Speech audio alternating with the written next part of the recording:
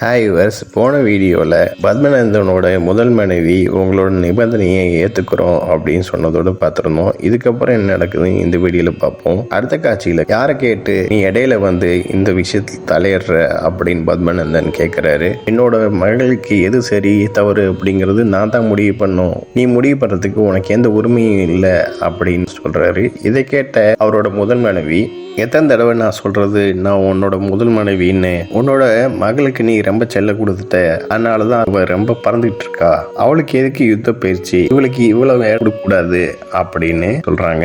இதை கேட்ட அவந்திகா, அவள் என்னோட மக, அவளுக்கு என்ன செய்யணும் நீ எனக்கு சொல்ல வேண்டியது இல்லை அப்படின்னு அவந்திகா சொல்லிட்டு பத்மநாதன்கிட்ட போய், ஒரே இரவில் அவளோட உரிமைகளை நீங்கள் படிப்பீங்களா, அவளுக்கு புத்தகங்களும் ஆயுதங்களும் எவ்வளவு விருப்பம்னு உங்களுக்கே தெரியும், எப்படி நீங்கள் படிப்பீங்க அப்படின்னு கேட்குறாங்க.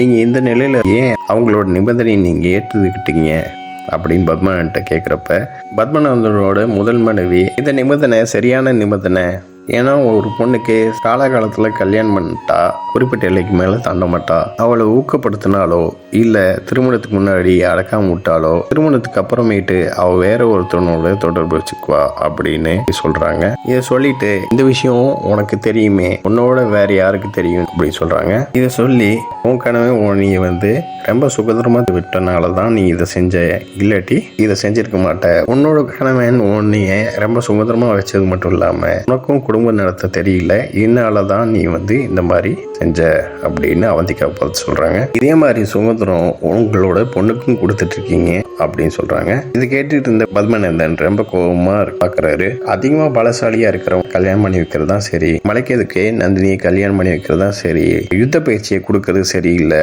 அதனால நந்தினிட்டு போய் சொல்லுங்க அப்படின்னு சொல்றாங்க. பத்மநந்தன் ரொம்ப கோவப்பட்டு, இதுக்கு மேல என்னோட மகள் விஷயத்துல நீ தலையிட்டேன்னா உன்னோட கழுத்தை நான் நெரிச்சிருவேன் அப்படிங்கிறாரு. உனக்கு கழுத்தை நெரிக்கிறது தான் கைவந்த கலையாச்சு அப்படிங்கிறாங்க. நீ இப்ப உன்னோட பொண்ணுகிட்ட நடந்துக்கிறியே, இதே மாதிரிதான் எல்லா பெண்ணுங்கள்ட்டையும் நீ நடந்துக்கிறியா, நீயே சொல்லு, மகளை செல்லமா வளர்த்து என்ன பிரயோஜனம், அவளை இன்னொரு வீட்டுக்கு போக போறவ தானே, போற வீட்டுல அவளோட இஷ்டத்துக்கு வாழ முடியாது, கணவனோட இஷ்டத்துல தான் அவ வாழ முடியும், உன் பொண்ணுக்கு சொன்ன மாதிரியே வீரன் உள்ளவனாதான் இருக்கணும் அப்படின்னு நினைக்கிறேன்ல, இதனால நீ ஒரு தந்தையா இருந்து யோசிக்கிறதோட பொண்ணோட கணவன் சைடு இருந்து நீ யோசி, தன்னோட மனைவி தன்னோட திறமைசாலியா இருக்கிறாளே அப்படின்னு நினைப்பானா இல்லையா, அதே மாதிரி தானே உன்னோட மனைவியும் உன்னோட திறமைசாலியா இருந்தா உனக்கு பிடிக்காதே அப்படின்னு சொல்றாங்க.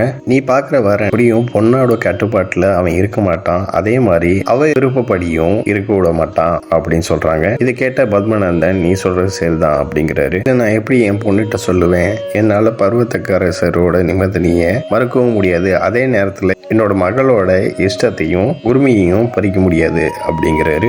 இப்ப நான் என்ன செய்யறது அப்படின்னு யோசிக்கிற நேரத்துல அவரோட முதல் மனைவி, இதை ஒன்று செஞ்சுதான் ஆகணும், நீ இப்ப பர்வத்தக்கரசரோட நிபந்தனையை மறுத்துட்டா அவங்க சம்மந்தத்தை நிறுத்திக்குவாங்க, வேற ஒரு வருடம் தேடுறது ரொம்ப கஷ்டம். இதை கேட்ட பத்மநந்தன், நீ சொல்றது சரி, இந்த பர்வத்தக்கரசரோட நிபந்தனையை நம்ம ஏத்துக்கிட்டு தான் ஆகணும், இதை விட்டா வேற வரன்னு எதுவும் கிடைக்காது அப்படிங்கிறாரு.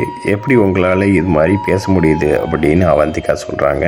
இதோட இந்த எபிசோட் முடியுது. நெக்ஸ்ட் வீடியோவில் பார்ப்போம். இந்த சேனலை சப்ஸ்கிரைப் பண்ணுங்க அண்ட் பெல் பட்டனை பிரஸ் பண்ணுங்க, லைக் பண்ணுங்க, ஷேர் பண்ணுங்க. தேங்க்யூ.